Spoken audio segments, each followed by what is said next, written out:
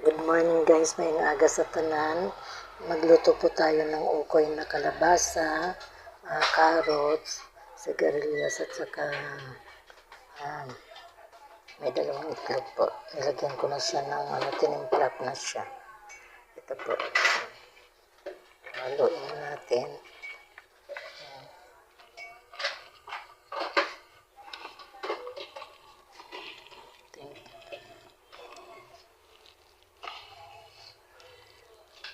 Pati sasalang ko ito mamaya. Pagka nahalo na siya, Nikki, tsaka natin ipiprito.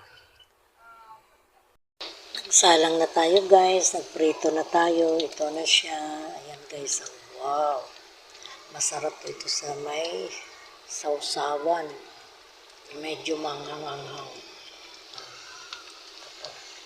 Malapit na tayo matapos.